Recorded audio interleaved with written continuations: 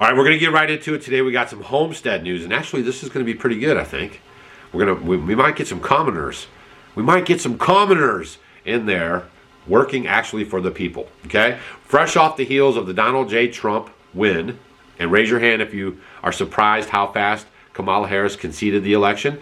I was looking for at least a little 4 or 5 day, a little week long, back and forth, or, kind of saying it wasn't right, or, just any kind of distraction or any kind of, interference with it. I was very surprised that it went down within 24 hours. Again, raise your hand, leave a comment down below, and let me know if you were surprised as well. Now we're going to get right into it. Apparently Donald J. Trump is already working behind the scenes to get some things in place. You guys know I follow Thomas Massie on X, and I'm always there kind of giving him the business. And you can see in this tweet right here, just the other day, he posted a tweet about raw milk. And he was just saying the benefits of the raw milk and this and that, right? And all the stuff about raw milk. And I basically said, you're in Congress, why don't you pass some kind of legislation, get with your buddies, and bring a bill up saying we can all sell raw milk. There's no federal outlaw on raw milk. All the misinformation about raw milk comes from the feds and the USDA. Now, Thomas Massie had recently gotten together with a guy named Joel Salatin. I don't know if you guys are familiar with Joel Salatin or not. I know him personally. We've been to many speaking engagements together. We've shared stages together. I know his son. I've been to his house.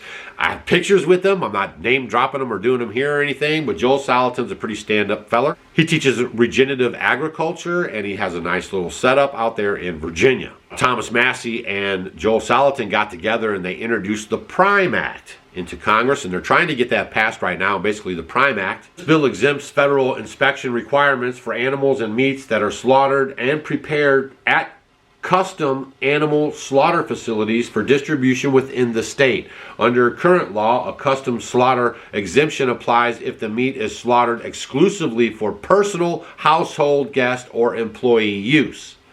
Specifically, the bill expands the federal inspection exemption to include the slaughter of animals or the preparation of carcasses, meat, and meat food products that are slaughtered and prepared at a custom slaughter facility in accordance with the laws of the state and the facility is located in, and prepared exclusively for distribution to household consumers in the state and restaurants. So that's basically like if I wanted to start selling meat to you guys and you lived in Missouri, I could basically have my meat slaughtered here in my custom meat place, right? And then I could sell that to you directly without having all these extra inspections and all this extra stuff, right? So basically that law is just going to help people get meat in their state without all the USDA regulations, and that'll also break up the monopoly on the meat packing plants that they have right now. So if Thomas Massie can get his buddies in Congress to kind of get this bill passed, then we'll have a good way to kind of take the power away from the meat packing plants and put it back into the hands of the local people, right? And plus, you don't want your meat traveling around all over the place. Isn't it best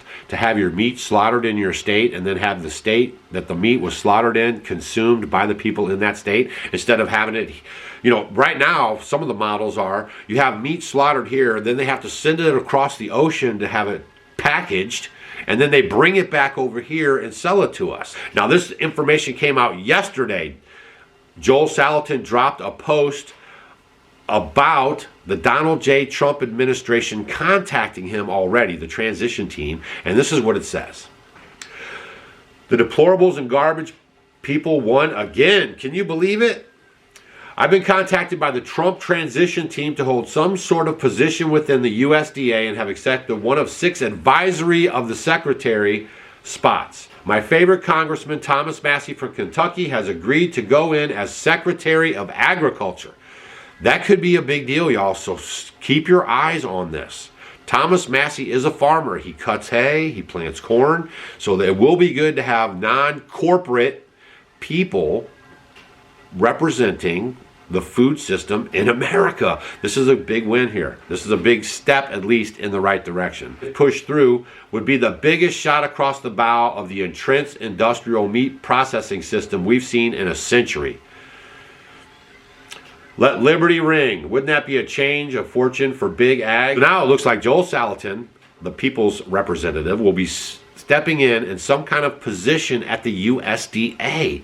And I think that's kind of some really good news, and I wanted to share it with you guys right away. This news just came out yesterday. As a matter of fact, that story is November 6th. He posted this at Joel Salatin's website, The Lunatic Farmer, if you guys want to go there and get on his list. And another thing that I found kind of interesting is that Trump was reaching out to regular folks via Thomas Massey or even Joel Salatin, because I remember during COVID that the Tyson boys, the Tyson company, they helped draft the legislation or the rule, if you will, that the Tyson meat companies could stay open during COVID. Do you guys remember that? Here's a screenshot of that right here. And then I also did a little digging. I don't know if you think this is a big deal or not, but I noticed that the Tyson Corporation gave $33,000 plus to Kamala Harris campaign, but only gave $10,000 to the Donald J. Trump campaign. I don't know if I'm making a big deal out of that, but I was thinking in my own thought process that Tyson is big time wanting to have illegal people work in their places, right? There are stories out of Ohio that they fired a bunch of people when the Haitians showed up, and they brought the Haitians right in to put them to work. And there's other stories like that going on. So I thought it's just my own mind running wild that I would be saying that they put more money on Kamala Harris just for that reason, and that they didn't want to slight President Trump, but they gave him less money just because of that reason. And then the turnaround, now Trump is abandoning Tyson, like he doesn't, not talking with them or doing anything by this news that we're getting right here. He's basically going outside of the camp now and trying to find other people that could bring a fresh look onto the scene, right? So share this video with your friends. This could be really big about the food industry in America. Time tells all, but we just want to kind of keep this foremost and forefront. Also, you want to share this with your friends so that at least they can see that there's some things already going on with the transition team behind the scenes, and they're focusing in on what they said, possibly is the food and the water and the pharma and the propaganda on the news. Like even the drug commercials need to go. Okay, the big pharma drug commercials need to get off the TV. So what are we walking away with here? We got Donald J. Trump working behind the scenes on some regular folks, maybe coming in and helping with the USDA. Share this video with your friends. This could be some very encouraging news, and especially the first day after we heard that Donald J. Trump won the election. So we have a little momentum going. Let's just try to stay focused on what the main points were on why we flipped the script and put Donald J. Trump back in, okay? This is pretty exciting, especially when I know Joel Salatin personally. I think he's not a politician kind of a guy, so if he does anything in there, it's going to be solid for the people. He sells food direct to consumer, so he knows some of the hang-ups that we are dealing with this. And this is going to help the Amish in an indirect way, because they sell a lot of food to the public, and they always have the USDA on their necks. Okay? So I thought this was pretty good. See you guys on the next video.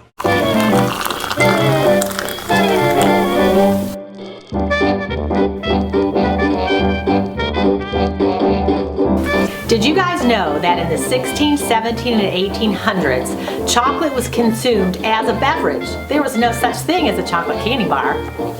Well, we're bringing chocolate tea back to the 21st century because it's loaded with antioxidants our body loves, and it's a great source of magnesium that's wonderful for bone and heart health.